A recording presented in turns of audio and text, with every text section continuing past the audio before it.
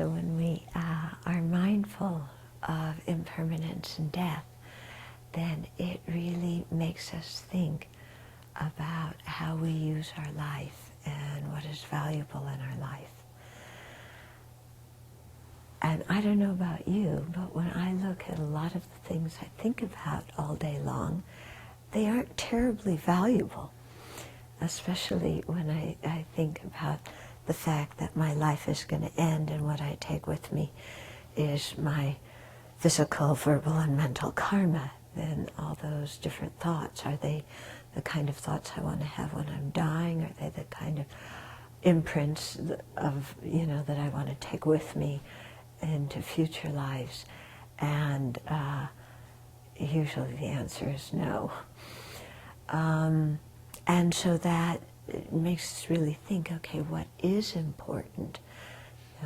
If a lot of the things we're thinking about, especially does that person like me, do I fit in, how we do all that stuff. We spend so much time on, do they like me? Do I fit in? How do I appear to others? What are they saying about me? Do I look good enough?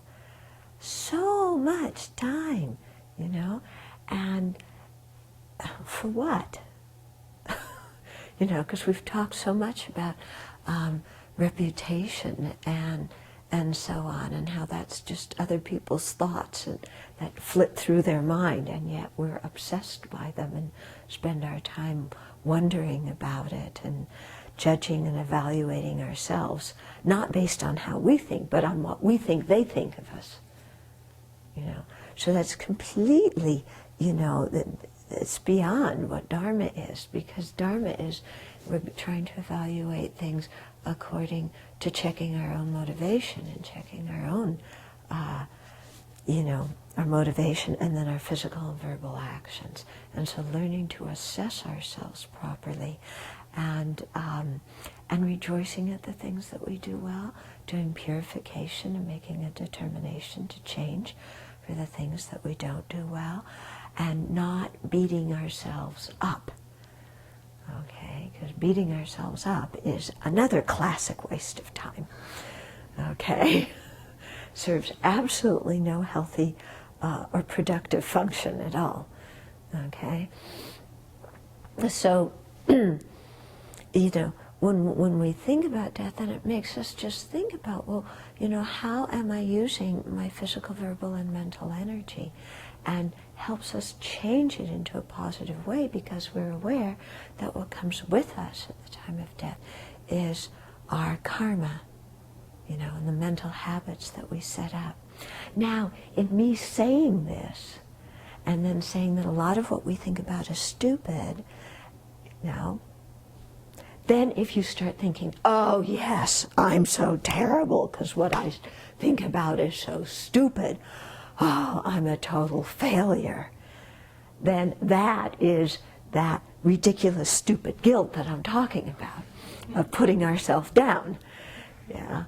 So, we really have to learn how to think in a healthy way, because nobody ever taught us how to.